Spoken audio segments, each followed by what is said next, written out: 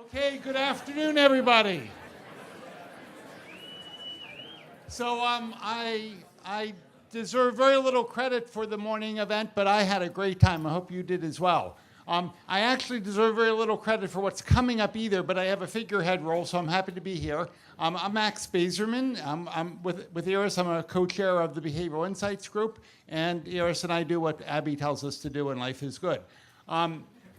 So we're going to have another set of parallel sessions, and my job is simply to introduce the four people who will be talking for about 10 minutes apiece to introduce their sessions. I'll tell you who they are in a second. The last will be Hunt. When Hunt is done, our session ends. Again, no Q&A in the plenary. Rather, the Q&A and the contributions will happen in the breakout rooms. So when we leave here, we head out. Again, coffee break over in Aldridge, and then you go to your breakout group at 3:30. The breakout groups last from 3:30 to 5, and then we have a reception upstairs in this building at 5 o'clock. So that's kind of the itinerary. So now all I need to do is tell you who our four overview speakers are.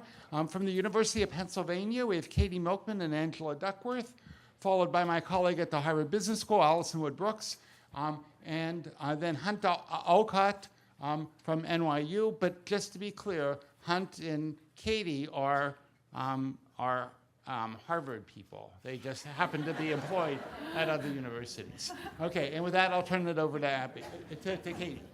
Oh, it's me. Okay. Awesome.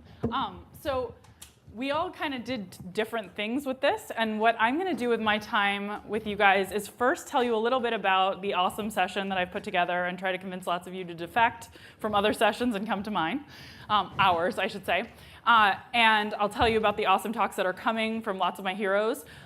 I am not going to be speaking at my session. I thought you'd hear from me here, and that'd be more than enough. So I'll also tell you very briefly about some of my research while I have the stage for this brief moment.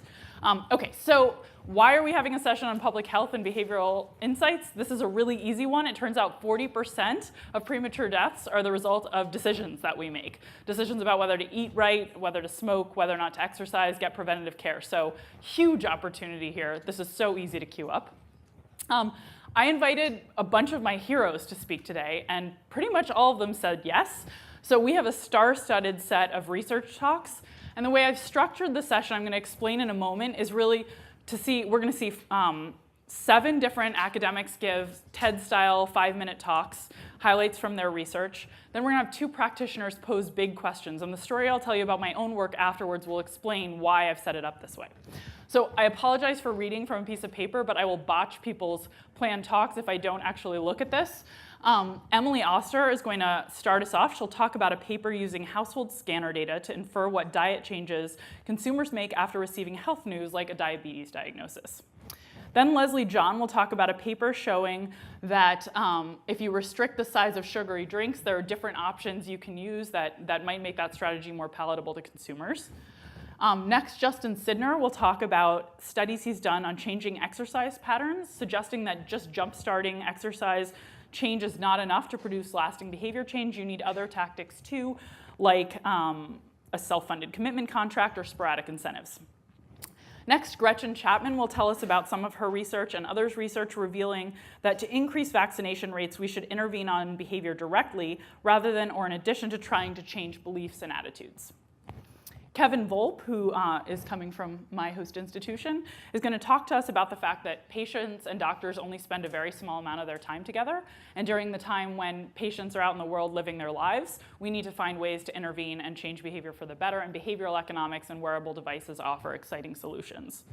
Then Aaliyah Crom will talk about the power of mindset to shape the benefits of diet and exercise and how we can alter behavioral economic strategies to more effectively harness mindset in our attempts to improve health and well-being. And finally, last but definitely not least, Peter Ubel will describe a study of physician and patient communication that has helped him to identify missed opportunities to help reduce patient out-of-pocket spending. Okay, so those are the amazing talks you'll hear if you come to our session. Following that, we're going to have two superstar practitioners who are really plugged into the behavioral science community inspire us by proposing big questions that researchers should be thinking more about. We have Robert Sakadivan, and I hope I didn't butcher the pronunciation of that too much, Robert, wherever you are in the audience. He is coming to us from Humana, and he's going to talk about the opportunities in healthcare to find interventions that work against subpopulations rather than trying to find interventions that will solve all of our problems in one fell swoop. And then Jesse Wisdom, who comes to us from Google, will emphasize the importance of helping employees achieve better health outcomes, better care experiences, and lower costs by correctly matching their issue with the right service during a stressful situation. Okay, I'm done reading, I promise, but now hopefully you guys kind of get what's coming, and I've done my job as a previewer. And now I'll do sort of the self-centered part where I tell you a little bit about my own research, and I'll do it in a way to explain why I set this up the way I did. So here, the reason that we're going to have these practitioners following these TED-style research talks is that I had a really amazing and sort of life-changing experience that came from a session structured quite this way. So I was out at Google a couple of years ago, and I was asked to give a talk about some of my work on nudging flu shots, nudging people to get flu shots. And after I did this, I had this amazing conversation with Prasad Sethi, who's Google's VP of People Analytics and Compensation. And Prasad said, okay, I'm totally sold that we need to nudge our employees to do things that will make them healthier, happier, more productive, et cetera. But one big question I have that no one can answer for me or has answered for me is when should we deploy our nudges? When will they be most effective? What's the right timeline? And I thought that was such an interesting question, and I had no idea. I'd never really thought about it. And so I went back to Wharton and sat down with then my amazing doctoral student, Heng-Chen Dai, now a professor at Washington University in St. Louis. And we started talking about this, and it spurred a line of research we've been working on together ever since. And that's what I'm going to tell you briefly about today. But this is also the motive for the organization of our session. Okay, so the first answer that occurred to me and also to Heng-Chen when we were talking about this was, well, what about the beginning of a new year? At the start of a new year, we have this sense that our past failures are behind us. That was the old me, this is the new me. The fact that I couldn't quit smoking last year when I tried or get into a gym habit, that won't happen again. The new me can do these things. And since we have that fresh start, clean slate feeling, we maybe are more motivated to tackle our goals at the start of a new year. And of course, we see New Year's resolutions. There's a social bandwagon effect. New Year's has all sorts of things going on. But we thought maybe there are other starts to new cycles that would have this same feature of giving us that clean slate, fresh start feeling that would motivate us to tackle our goals. And in our research that we've been doing in the years since I spent this very exciting visit at Google, changing the way I was thinking about the world, we have found that there are lots of other new beginnings that prompt us to change our behavior. So the beginning of a new week, new month, following holidays, following birthdays are just a few examples of new beginnings that seem to motivate us in the same way. So we've got lots of data on this. I'll just highlight one study that I like a lot briefly. This is a study we did of undergraduate gym attendance at the University of Pennsylvania, and we had thousands of undergraduates, and when we looked at when they visited the gym, we found that the very same undergraduate was dramatically more likely to visit the gym earlier in the week, month, year, following holidays, following school breaks, those are the holidays for students, and at the beginning of the semester, and following birthdays, with the notable exception of 21st birthdays. Yeah, I'll let you figure out why that's the case. We see the same patterns when we look at the timeline for when people search for the term diet on Google. Same spikes at those fresh start moments. And also when we look at when people create goals on the goal-setting website stick.com, where you can put money on the line that you'll forfeit if you fail to achieve a goal. And we see this, by the way, not only with health-related goals, but goals in other domains too, like savings, financial goals, educational goals, et cetera. Okay, so we think this is really exciting and starts to answer the question of when is the right time to try to change behavior, when will people be most motivated and open to it. We look at it in a macro perspective in that paper, or actually it's a couple of papers at this point. But another question that we thought was really interesting that was sort of spurred by the same line of thinking was, what about the timing of decisions over shorter time horizons, like the course of a single day? When do we do what we should under those conditions? And so we have another paper where we investigate that and look at hospital caregivers' hand hygiene compliance decisions with millions of observations of when caregivers enter and exit patients' rooms at dozens of hospitals, when do they actually comply with the guideline to sanitize their hands? And what we found there is that there seems to be a similar type of fresh start pattern, but within the course of a single day. This really builds on decades of research on depletion and fatigue, but we find a dramatic pattern in an important field setting where over the course of a day, hand hygiene compliance rates within the same practitioners drop precipitously. And this is even more dramatic, this decline, when we look at work shifts that are particularly intense. So you might say, that's not a huge effect, whatever, 10 percentage points or something. But if we plug in estimates from other people's data about how costly this is in terms of additional infections we can expect as a result of this decline, if we could just get that data to flatline and stay where it starts at the beginning of a work shift, we could literally save thousands of lives and billions of dollars in the US alone. A really cool paper that came out recently by a team of UCLA researchers showed a very similar pattern of behavior when we look at the decision to prescribe unnecessary antibiotics. This also seems to become more common over the course of a workday. So timing really matters, not only writ large, but also in these sort of more micro chunks over the course of a single day. So let me come back to the story I started with. I found it incredibly exciting to have the opportunity to go to an organization, talk about some of my research on behavioral science, and get great questions from practitioners that reshaped the way I was thinking about my research agenda. And my hope is that the session I put together is going to lead to some of those same kinds of opportunities for those in the audience and those presenting. So I hope you guys will come and join us and see my research heroes.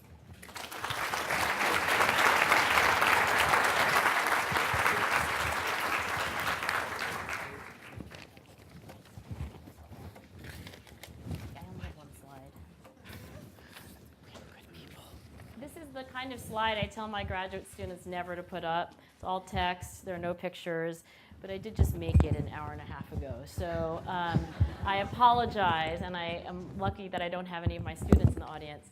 There are some, I'll just say, this is like one of those small world conferences because everybody here already loves each other or is soon to love each other. You have 24 more hours, 27 more hours to do that. There will be an education session that competes with Katie Milkman's. You should absolutely go to ours and not hers. David Yeager will be presenting on national mindset intervention work.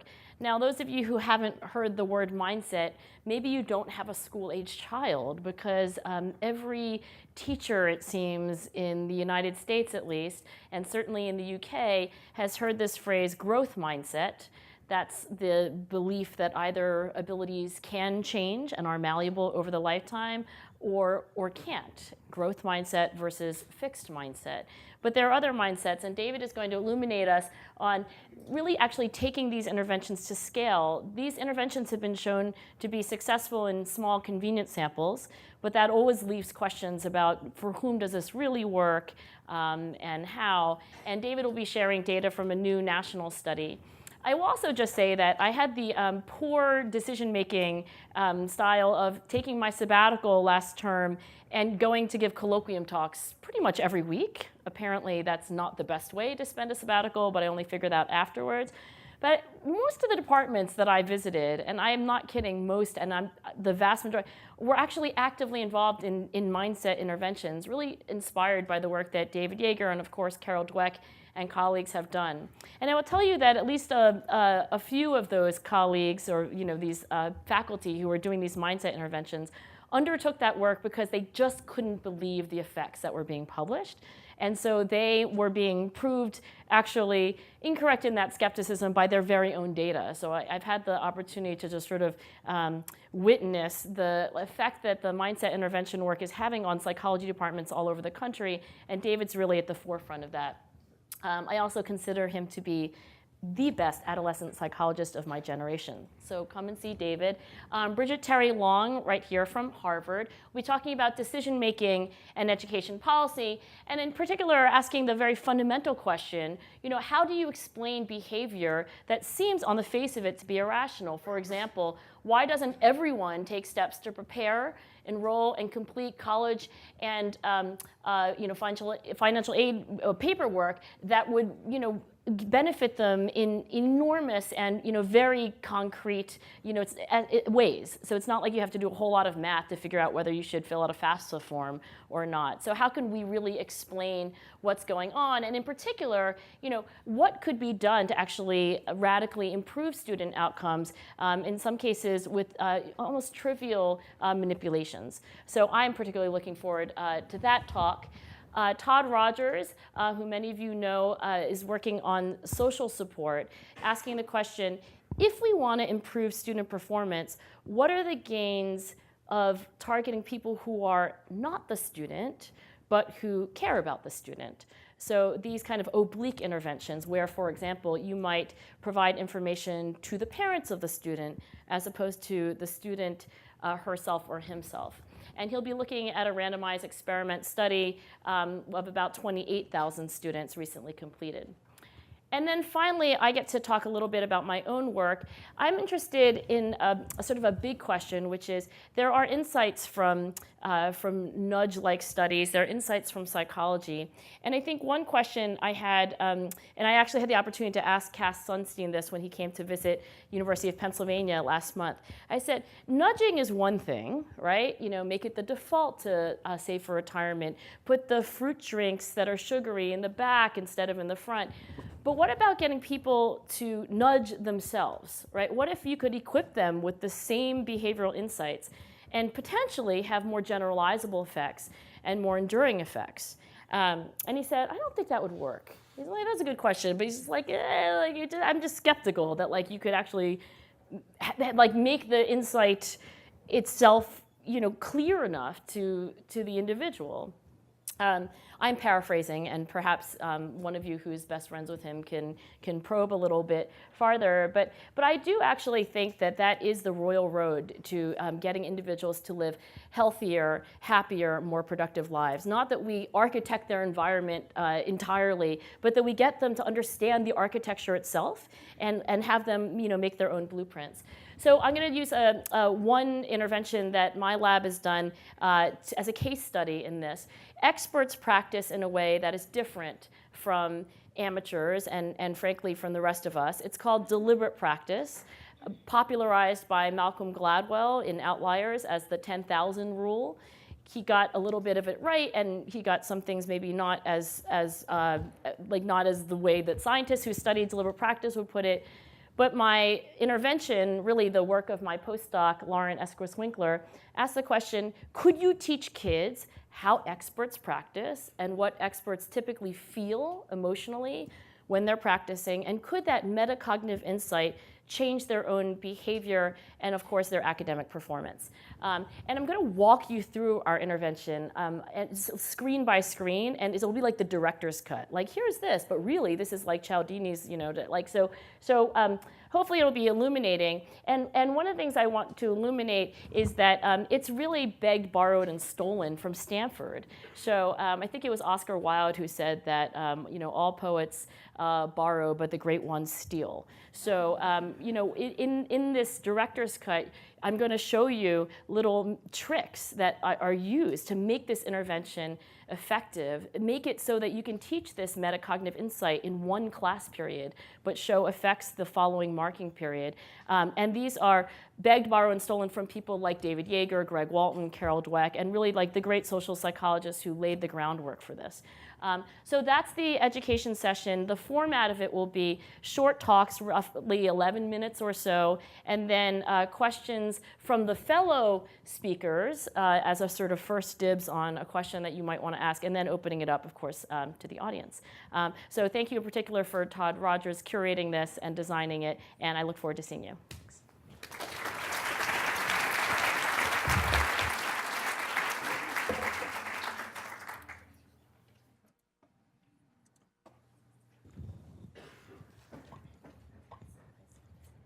Hello. Can you hear me okay? Yes. Amazing. My name is Alison Wood Brooks. I am an assistant professor here at HBS. It is my privilege and honor to introduce the organizational behavior breakout session that is happening. I'm really glad that Katie laid down the competitive gauntlet, and now she has run out of the room, so I can really talk about her. So for the record, I don't think that you're supposed to switch sessions, but if you're thinking about it and you'd like to break rules, please come check out the organizational behavior session. We are having talks from myself, Francesca Gino, who is my colleague here at HBS, and Elizabeth Linos, who just finished her PhD at the Harvard Kennedy School and will be taking over the research branch of the Behavioral Insights team in New York City for Behavioral Insights team North America. So unlike other sessions, we didn't have a faculty member or a presenter organizing this session, but rather Abby Dalton emailed us and said, you need to make this happen. And you just don't say no to Abby. And in this moment, I want to give a big thanks to Abby and to Max for making this conference happen. It really is an incredible confluence of wonderful people and wonderful ideas. And is there anything better than sitting in sessions and hearing about people's beautiful, incredible research and work that they've worked on so hard? It's incredible to see people living their lives with such purpose. So in giving this preview, I sat and reflected about what organizational behavior really means. I'm not sure I have the right answer, but here is my take on it. We are interested in people within organizations. I know, it's quite profound.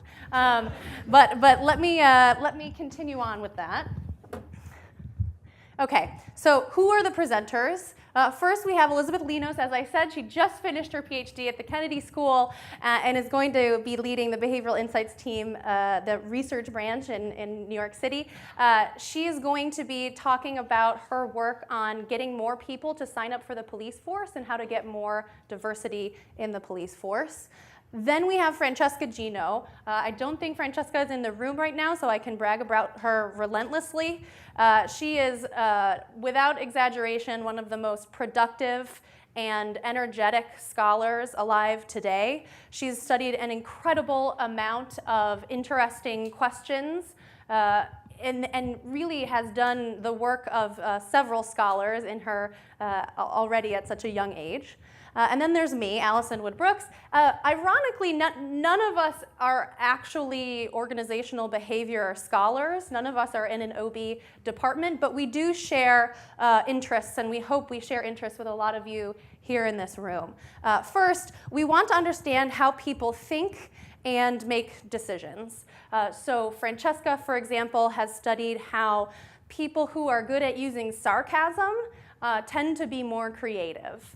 Or people who feel anxious, which, by the way, are all people, how we can get them to perform better, to make better decisions. I have found that if you can reframe your performance anxiety as excitement, it leads you to perform better on all kinds of tasks like public speaking, singing, and very difficult math tasks. And actually that flip is easy to do because both anxiety and excitement are high arousal emotions. So it's a quick flip in your own mind to do that. So we're interested in these questions at sort of the intrapsychic level. What can we do in our own minds, sort of to Angela's point of self-nudges? What can we do in our own minds to make us perform better? We also want to understand how people perceive and interact with others. So bumping up a level of analysis, we're not just interested in individuals, but we're interested in how they interact with each other. One example, I'll tell you about a project that I'm working on with my doctoral student, Karen Huang, here at HBS, and Francesca Gino, and Julia Minson, and Mike Yemens. We are deeply interested in the psychology of conversation. Conversation drives productivity at work, our relationships, the bedrock of our relationships outside of work, and yet very little research has been done on the psychology of conversation. So one thing we were interested in is how people tend to ask questions versus make statements when they're talking to other people. So literally the ratio between question marks and periods in the things that you're saying to each other. And what we find is when this ratio is higher, the more questions that you're asking influence learning, because if I ask Hunt a question, he's going to answer me, and therefore I'm going to be learning things. But also, Hunt is likely to like me better, because by asking questions, it's an expression of empathy. I'm curious, I'm interested in what he has to say, and it's going to get him talking, and self-disclosure feels good. So he attributes that good feeling to me. All right, we want to understand how people operate in hierarchies, groups, organizations, and governments. So again, we're bumping up another level of analysis. And this, I'm going to give the example of Elizabeth's research here. She's studying how, as a government, how can we design our recruitment strategies to get more people to sign up for the police force. And she's going to be talking about that a little bit in our session. And then finally, we want to help people and their organizations thrive. And thriving is really broadly construed. What does it mean to thrive? Well, for organizations, it might mean something like profit. But for people here, it might mean a higher purpose than just profit. So the happiness of the employees in the organization, achieving our impact goals, anything that you can imagine that actually means success to you. Organizational scholars are interested in these outcome variables. Okay, so what will we be doing exactly in the OB session later? First, we're actually going to have an interactive activity. So we're gonna break the fourth wall, and rather than just having presenters address the audience, we're going to do an exercise all together. So what are your core goals in life? Why? Are you actually pursuing them? Like, how are you allocating your time? And when and how? Then Francesca is going to talk about a paper that she and I wrote together about gender in the workplace and people's preferences for achieving power in the workplace. Then I'm going to tell you about a sort of related paper about gender in entrepreneurship. And finally, Elizabeth is going to tell you about her work on diversity in the police force. So you'll notice that this seems like a little bit of an extension of the diversity conversation that Iris and Linda and Evan started earlier this morning. So we are very, very excited to present this work. We hope that you will not ditch our session for Katie's session, and we will see you later.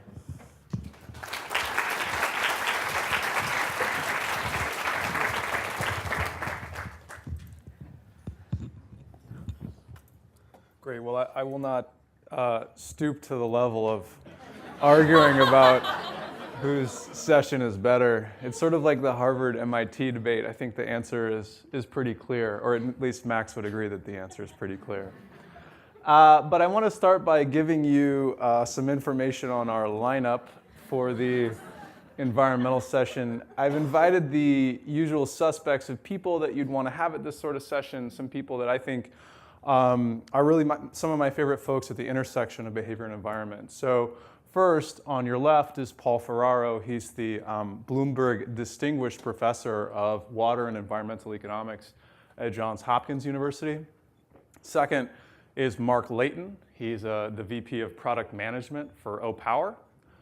Third is Rick Larrick. He's the Michael Krzyzewski University professor at Duke University, which sounds like a very big deal, and I think it is. Fourth is me. And fifth is Kelsey Jack, who's an economics professor at Tufts University. And incidentally, for those of you who know who's where in these pictures, I think of Kelsey as the Kaiser Sose of environmental economics. What we'll do in our session is we'll cover some of the key areas where environmental issues are arising, from air pollution to waste management to water scarcity to deforestation and climate change. And we'll ask, can behavioral science help make conservation a win-win? And what do I mean by win-win? I mean, notice that resource use can be harmful to the environment and can be costly because it's costly to provide energy and water. And so by using less resources, we can both keep the earth from burning up in the context of climate change and put more money in our pockets. And perhaps with that additional money, we could buy this guy a longer tie. Now, throughout the actually 5 presentations that we'll have from our usual suspects, there are going to be several key themes, and I want to just start to highlight what those key themes are going to be. The first is the idea of using applied psychology as a substitute for getting prices right. And indeed, that's one of the big motivations for working in this space when you think deeply about what's going on. And so the logic seems to be as follows. The price of energy or water is below social marginal cost because of political economy constraints. So we haven't been able to implement a carbon tax in most places, and we haven't been able to raise the price of water when there's a drought. Thus, as a substitute for higher prices, we think about encouraging conservation with applied psychology, techniques such as persuasion or lotteries or goal setting or social comparisons.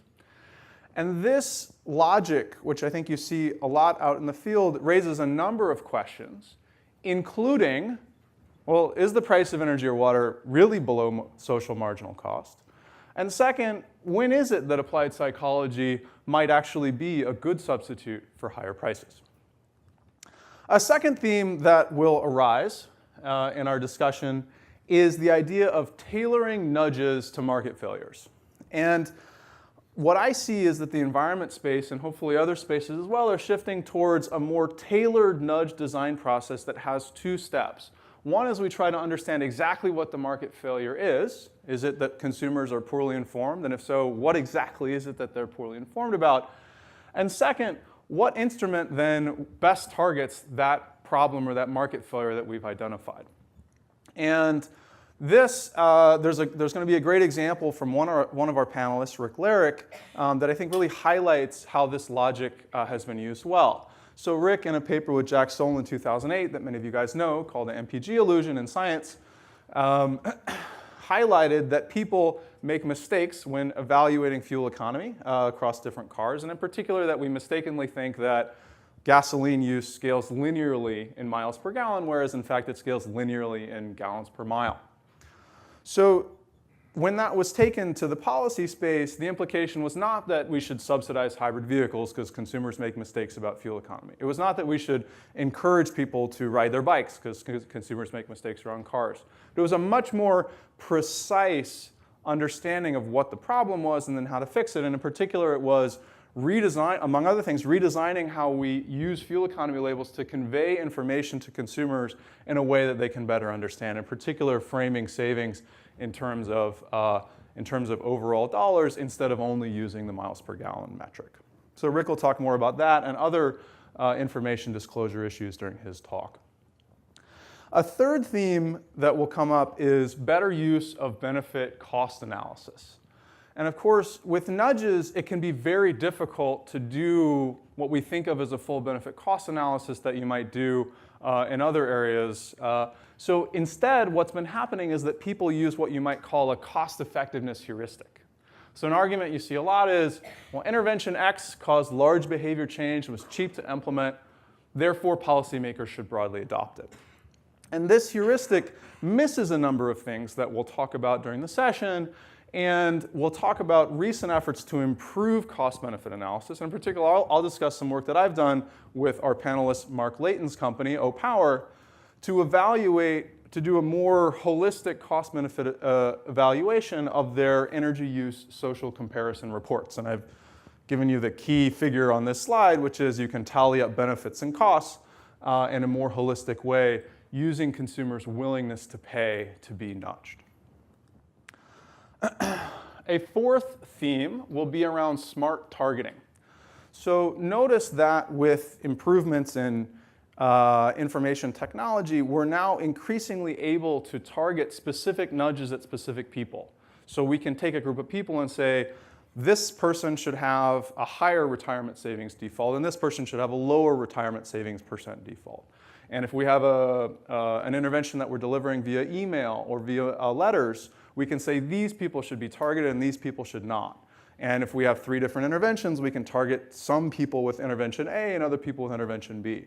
And so how do we decide to do that? One way, and a natural way, is to use prediction algorithms using the data that we have from existing experiments. So I did not have any good graphics to illustrate machine learning and prediction, so I just put up my own code for a prediction algorithm that I had worked on, and we'll talk more about all this during the session. So, and there'll be a quiz on that code, by the way. So what I want to convey is not that you should switch sessions, of course, but environment is these issues, I think you've probably noticed, illustrate how some of the discussions in the environment space are really a microcosm of issues that we're discussing in all the subfields of behavioral science, or all the applied areas. So in particular, asking, why are we nudging? What's the market failure or behavioral failure we're trying to address? Second, once we've identified that, what is the nudge that's best tailored to address that market failure or behavioral failure? Third, how do we do cost-benefit analysis? How do we determine which nudges have the highest net benefits? Which nudges should receive the most attention from policymakers? And fourth, how can we target nudges to maximize net benefits? So again, close analogs in other non-environment domains, and we hope to see all of you at 3:30. We all kind of did different things with this, and what I'm going to do with my time with you guys is first tell you a little bit about the awesome session that I've put together and try to convince lots of you to defect from other sessions and come to mine, ours, I should say. And I'll tell you about the awesome talks that are coming from lots of my heroes. I am not going to be speaking at my session. I thought you'd hear from me here and that'd be more than enough. So I'll also tell you very briefly about some of my research while I have the stage for this brief moment. Okay, so why are we having a session on public health and behavioral insights? This is a really easy one. It turns out 40% of premature deaths are the result of decisions that we make. Decisions about whether to eat right, whether to smoke, whether or not to exercise, get preventative care. So huge opportunity here. This is so easy to queue up. I invited a bunch of my heroes to speak today, and pretty much all of them said yes.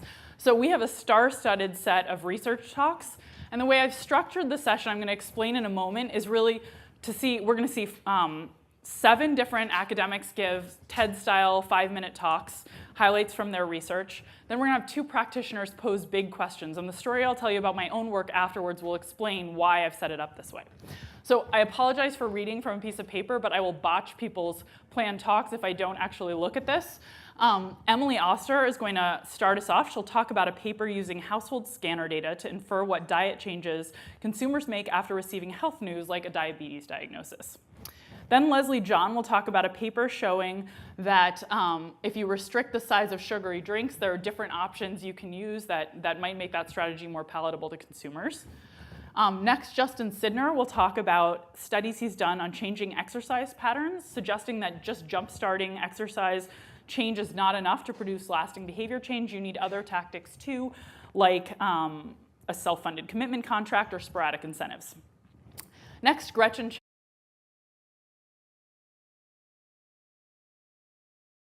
Okay, good afternoon, everybody. So I deserve very little credit for the morning event, but I had a great time. I hope you did as well. I actually deserve very little credit for what's coming up either, but I have a figurehead role, so I'm happy to be here. I'm Max Bazerman. I'm with Iris. I'm a co-chair of the Behavioral Insights Group, and Iris and I do what Abby tells us to do, and life is good. So we're going to have another set of parallel sessions, and my job is simply to introduce the 4 people who will be talking for about 10 minutes apiece to introduce their sessions. I'll tell you who they are in a second. The last will be Hunt. When Hunt is done, our session ends. Again, no Q&A in the plenary. Rather, the Q&A in the... Chapman will tell us about some of her research and others' research revealing that to increase vaccination rates, we should intervene on behavior directly rather than or in addition to trying to change beliefs and attitudes. Kevin Volpe, who is coming from my host institution, is going to talk to us about the fact that patients and doctors only spend a very small amount of their time together. And during the time when patients are out in the world living their lives, we need to find ways to intervene and change behavior for the better. And behavioral economics and wearable devices offer exciting solutions. Then Aaliyah Crom will talk about the power of mindset to shape the benefits of diet and exercise and how we can alter behavioral economic strategies to more effectively harness mindset in our attempts to improve health and well-being. And finally, last but definitely not least, Peter Ubel will describe a study of physician and patient communication that has helped him to identify missed opportunities to help reduce patient out-of-pocket spending. Okay, so those are the amazing talks you'll hear if you come to our session. Contributions will happen in the breakout rooms. So when we leave here, we head out. Again, coffee break over in Aldridge, and then you go to your breakout group at 3:30. The breakout groups last from 3:30 to 5, and then we have a reception upstairs in this building at 5 o'clock. So that's kind of the itinerary. So now all I need to do is tell you who our 4 overview speakers are. From the University of Pennsylvania, we have Katie Milkman and Angela Duckworth, followed by my colleague at the Harvard Business School, Alison Wood-Brooks, and then Hunt Olcott from NYU. But just to be clear, Hunt and Katie are Harvard people. They just happen to be employed at other universities. Okay, and with that, I'll turn it over to Abby, to Katie. Oh, it's me. Okay. Awesome. So